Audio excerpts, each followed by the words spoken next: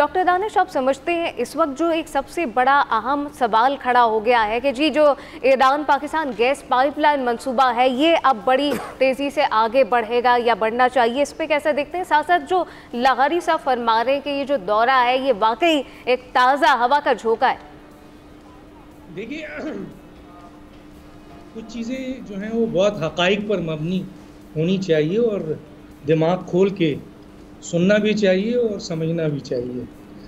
पाकिस्तान एक कमज़ोर तरीन मईशत पर आज़ाद ख़ारजा पॉलिसी नहीं बना सकती है और वो हमने देखा है।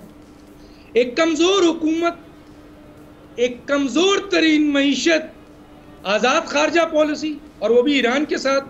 तो क्या हुआ? आपके ईरान कोस्टल ऑयल रिफाइनरी का जो मुआहदा हुआ था और जो पाकिस्तान ईरान गैस पाइपलाइन का हुआ, उसका क्या हुआ?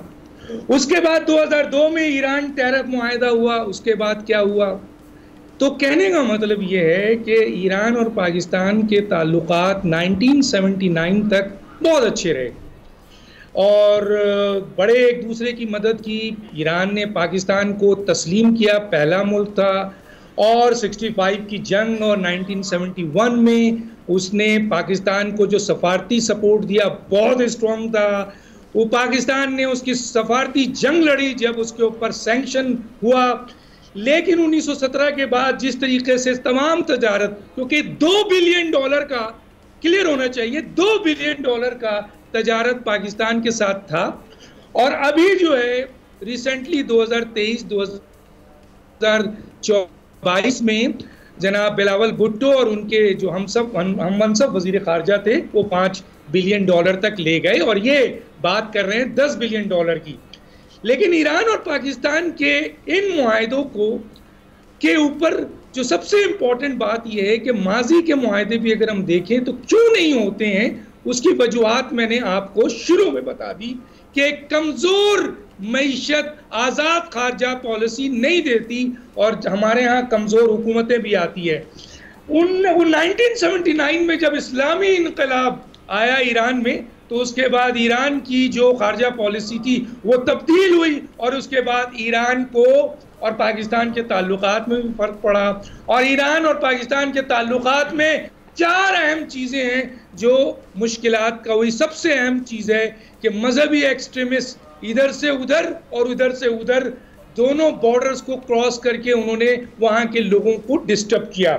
दूसरा जो था वो 2016 में नरेंद्र मोदी ने तकरीबन $550 मिलियन जो है इन्वेस्ट किया चार बहार जो उनका पोर्ट था, जिसकी बुनियाद पर जब गवादर पोर्ट को पाकिस्तान ने इस्टेब्लिश किया चाइना के साथ तो एक बड़ा डिस्प्यूट पैदा हुआ। ये भी इख्तलाफ की वजह है।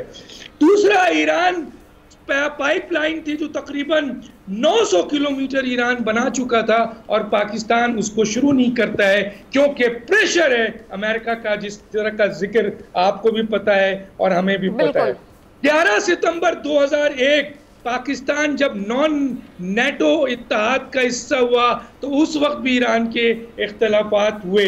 देखिए, ये रईसी साहब एक जज हैं जो कि बड़े मशहूर हुए डेथ कमेटी से, जो 4 जनरल थे और 2021 में जब ओहदा संभालते हैं यहाँ आते हैं। यकीनन ईरान और पाकिस्तान का मुआहदा होगा, लेकिन सवाल ये पैदा होता है कि क्या पाकिस्तान पिछले मुआहदों को जो हुए थे उसको क्यों नहीं जारी रख सका? इस दौरे से यकीनी तौर पे पाकिस्तान एक कमजोर ऐसा लगता है कि कई सब्सक्राइब करें और बेल दबाएं ताकि कोई खबर रह न जाए।